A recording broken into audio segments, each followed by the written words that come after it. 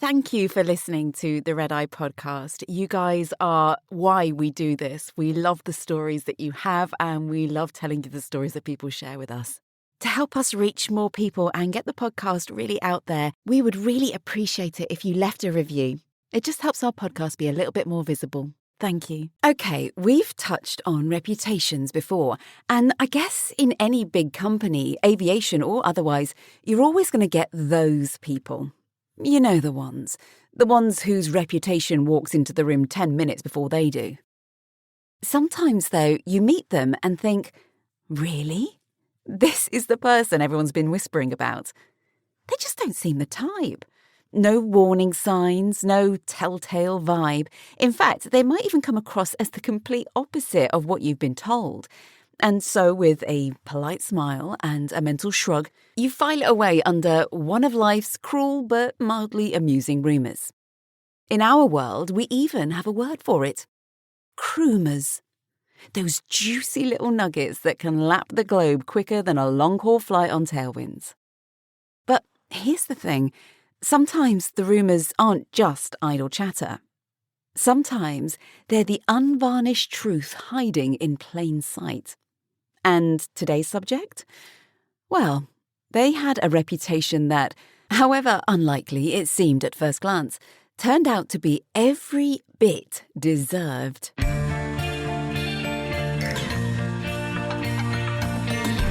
Doors to armed and cross-check. Come fly the Red Eye! Whoa! Welcome aboard the Red Eye. London to Shanghai, circa 2010. The captain hadn't been kidding about the weather. From her jump seat, Kaylie could see it advancing from the hills, a dense woolen blanket rolling steadily toward them as they descended into Beijing.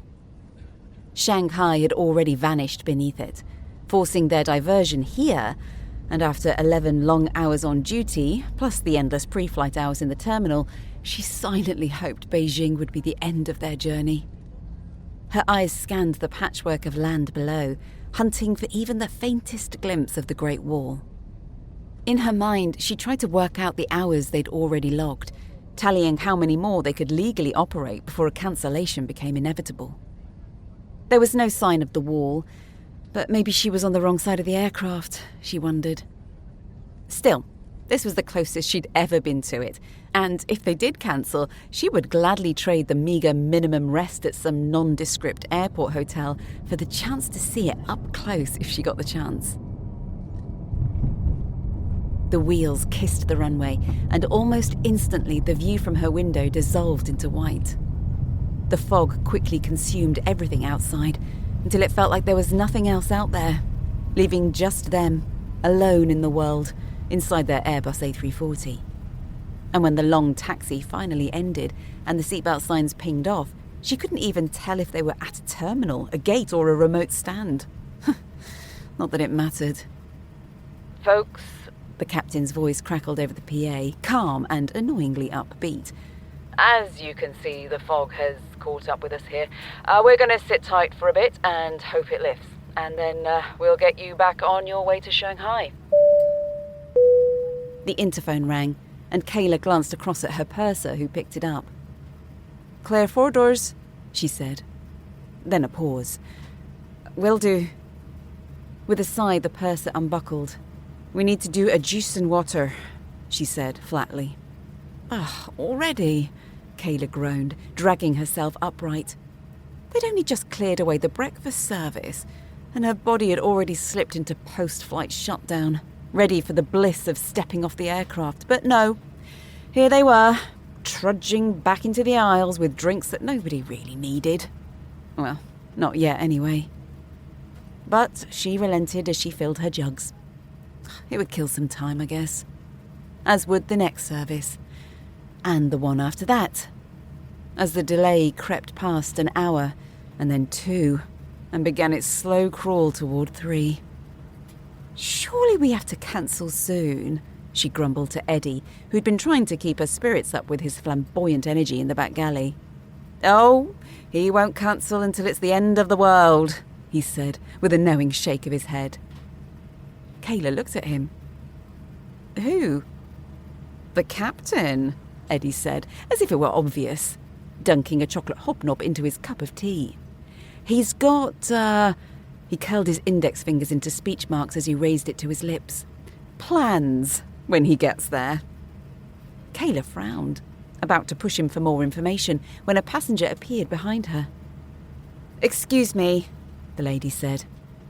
I don't suppose you have anything to eat. My kids are starving.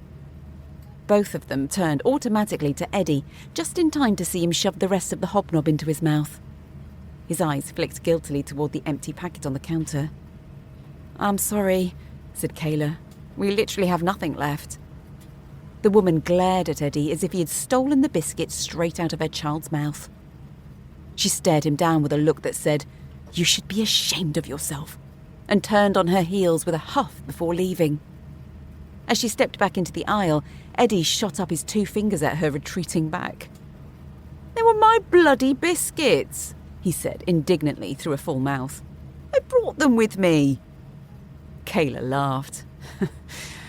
Well, she was hungry too. The crew cart had long since been stripped bare. They'd already given out every snack they had on board, and people were starting to get understandably tetchy. She leaned over and looked out of the window, noticing that the terminal building was starting to appear through the thinning fog. Conditions were improving, but would it be soon enough? Surely 16 hours and counting was close to being out of hours for them. Well, you'll be pleased to hear we can get on our way, came the captain's voice, dissolving her vision of walking the Great Wall as it filled the cabin. Cabin crew, please prepare the cabin for departure.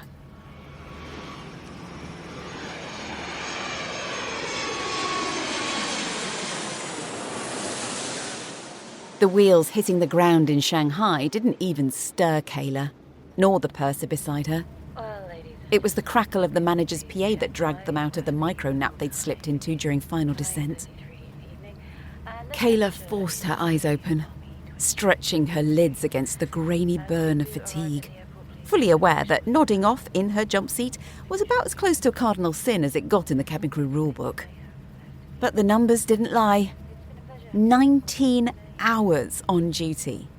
2 more in the airport before that, and another 2 getting from home to sign on. A grand total of 23 hours since she'd left her front door, all for a measly 3-hour rest somewhere in the middle. And now, here they were, still staring down another 2 hours before they'd finally collapse into bed.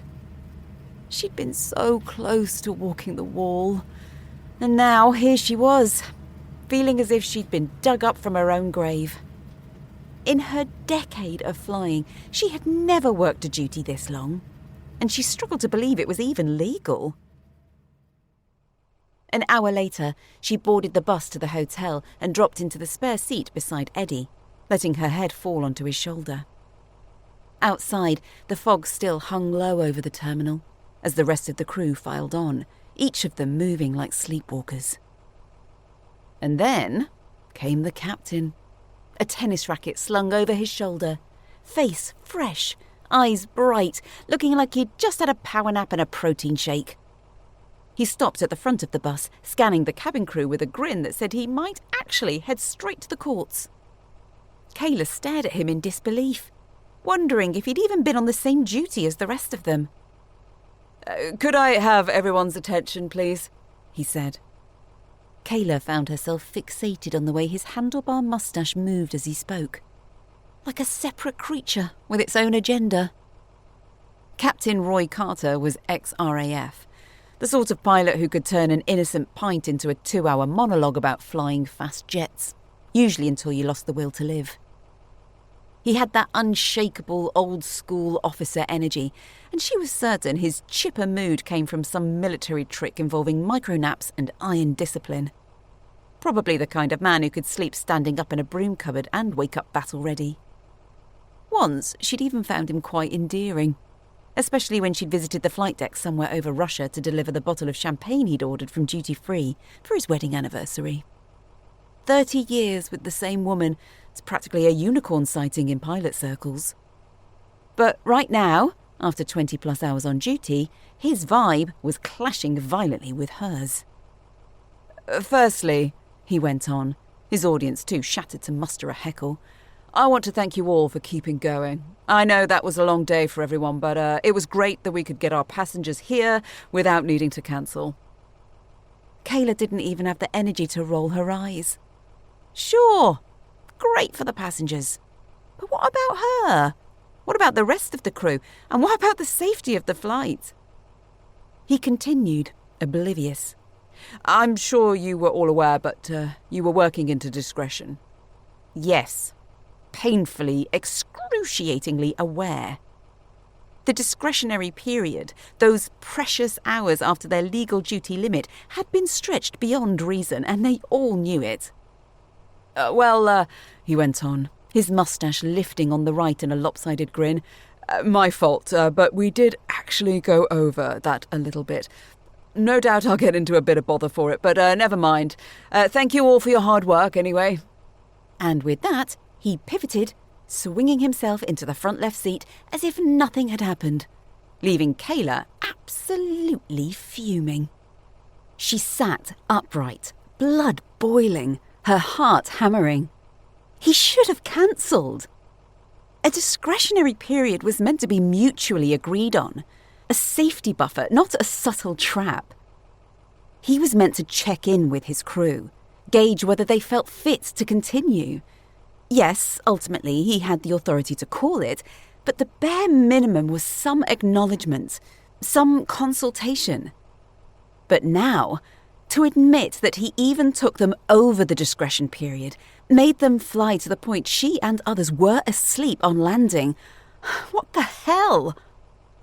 She turned to Eddie, her eyes blazing. But Eddie just shrugged. I told you, he has plans, he said. What?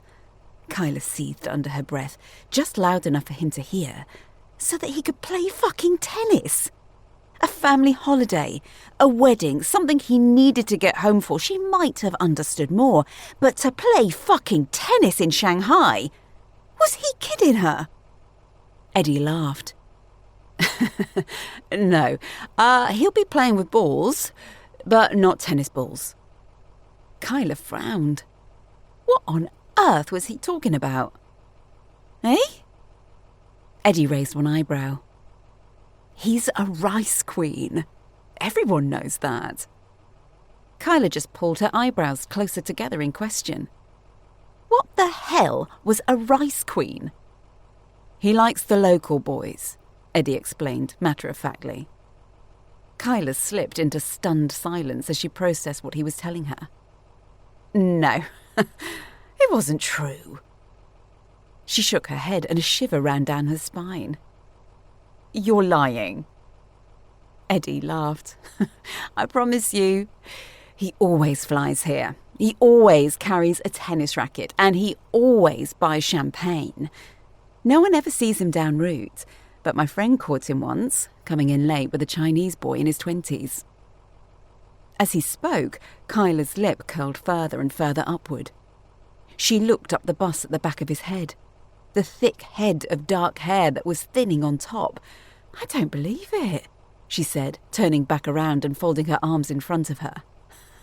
No flippin' way. Next to her, she could feel Eddie's shoulders shaking as he laughed.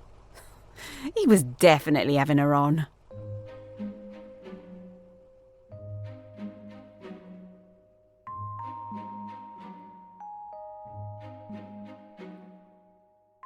It was the afternoon before they got to their hotel rooms. Kyla felt surprisingly okay after a short nap on the bus, and she slowly unpacked her toiletries, deciding to take a bath before she got into those crisp white sheets that were calling her.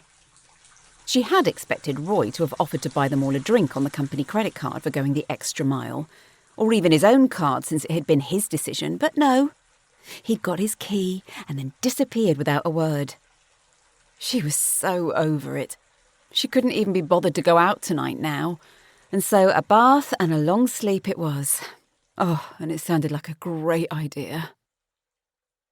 It was bliss. The bubbles rising up under her nose, and the hot water soothing her aching limbs.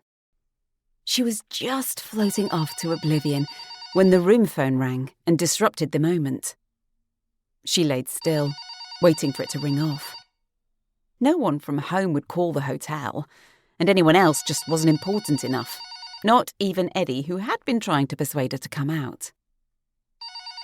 It rang off, and then immediately rang again.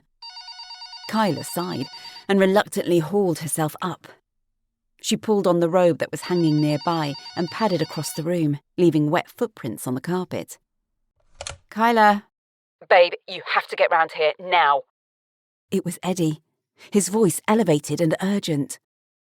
No, Kyla protested. I told you I'm not. She didn't finish her sentence. Seriously, get your butt round here now. I've got something to show you.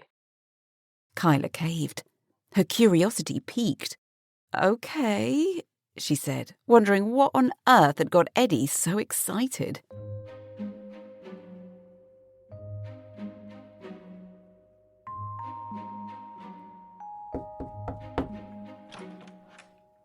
Come sit here, Eddie said, patting the bed next to him as the room door clicked closed behind her. Kayla, in her robe and slippers still, in case Eddie had lured her here to coax her out, climbed onto his bed next to him. Eddie held his phone up in his hand like it was treasure. You've heard about Grindr, right? Kyla nodded as he opened up his photos. Grindr was the go-to for every gay crew member she flew with lately. It hadn't been out for long, but it seemed that they were all on it, arranging hookups in hotels across the globe to satisfy their urges. She'd never actually seen it for herself, though. I wasn't sure that she really needed to. Eddie pulled up a picture of a middle-aged man's body, and she threw her hands across her eyes, peeking between her fingers at the naked image. It was mostly just a torso, fairly toned, apart from the beginning of love handles above the hips. Whoever it was holding his erect penis in his hand. Behind him, the scene looked familiar, almost as if it was taken in this very room. Oh my God, is that you? Kyla cried, horrified that he might have just shown her his penis against her will. No! Eddie burst out, dissolving into giggles. Look at the mustache. At the very top of the picture was the subject's chin. He'd obviously taken the photo from above and cropped it. Above the chin was a bottom lip. And above that, a handlebar mustache that was unmistakable. Kyla grabbed the phone, zooming into the picture to see something that had caught her eye behind him. On the bedside table was an opened bottle of champagne, the one he had bought for his wedding anniversary. No, it can't be, she whispered, her voice trembling with the shock of it. Oh, it is, Eddie said, snorting. That's Captain Roy. Our Captain Roy, and apparently he's a total queen. Flies all the way to Shanghai, buys champagne, carries his tennis racket, and then does this. Kyla gaped, the pieces clicking together in her mind. The endless extra hours, the ridiculous energy, the way he had insisted on pushing on into Discretion. It all made sense now. A few hours in an airport hotel in Beijing would have offered far slimmer pickings than the city clearly did. She handed the phone back, shaking her head with a mix of disbelief and grudging amusement. The dirty old git, she muttered under her breath. Then, hesitantly, as if saying it aloud might make her sound more naive than she already felt, she asked, So, he's gay? Yeah, I think so, Eddie laughed, a mischievous glint in his eye. And check this out. He pointed to the writing above the picture and handed the phone back to her. Kyla's jaw dropped as she scanned the words, each one hitting her with a mix of shock and disbelief. The Captain, 69. About me. Pilot, toned, athletic, charming, rice queen. Champagne chilled and ready for the right person. Vers, DL. Above that, the location showed that he was just 100 meters away. Oh my God. Eddie looked at her smugly as he took the phone back. I told you. But what does it all mean? She asked, confused over the finer details. Surely he knows you will all see this. She couldn't believe he would just be open about things like this, after lying so blatantly about his life and his plans all flight. Oh, he's new to it, Eddie said casually, as if that explained everything. He deletes it straight after he gets a hookup, but not before I saw it and bagged a screenshot. Eddie shook the phone triumphantly. Rice Queen means he likes Asian men. Vers means versatile, and DL means down low, like he identifies as heterosexual, he explained as Kyla's mind boggled. She was rarely surprised by things the boys came out with, but this was all just a little bit too much for her tired brain to handle.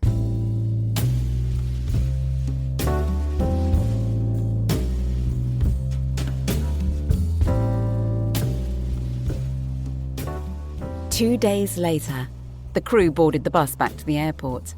As he had done on arrival, Captain Roy stood at the front, surveying them with that familiar air of authority. I hope you all had a good trip, he said, his voice measured but friendly. Yes, thanks, Captain, Kyla piped up, curiosity getting the better of her. Did you? Yes, thank you, he replied, stroking his moustache thoughtfully, probably recalling the details he wasn't planning to share. Kyla's eyes flicked to the tennis racket slung over his shoulder. Chasing balls around the bedroom? I mean, court? She asked, her voice light, but pointed. Eddie elbowed her sharply in the ribs and she bit down on her lip to stop a laugh from escaping. Yes, thanks, got some matches in, he stammered, the faintest flush creeping over his cheeks as he eyed her warily. It was obvious her comments had caught him off guard. Kyla smiled, letting her gaze linger on the racket. She doubted it had even left its cover, let alone the bedroom. But who was she to judge? Each to their own, after all. Anyway, he cleared his throat, eager to regain control. Flight time is just under 11 hours, he said, and sank back quickly into his usual left-hand seat. Kyla couldn't help but notice the faint flush creeping up the back of his neck. And rightly so, she thought, recalling how he had pushed her past every limit on the way here just to serve his own indulgences. The thought made her lips twitch in amusement, making him feel even a fraction of the discomfort she had endured, knowing he was sitting there now probably wondering if she knew what he had been up to. Well, that went a long way towards easing the sting of that exhaustion. A tiny, satisfactory victory, she decided, turning and giving Eddie a sly wink, whispering under her breath, "Bloody Rice Queen."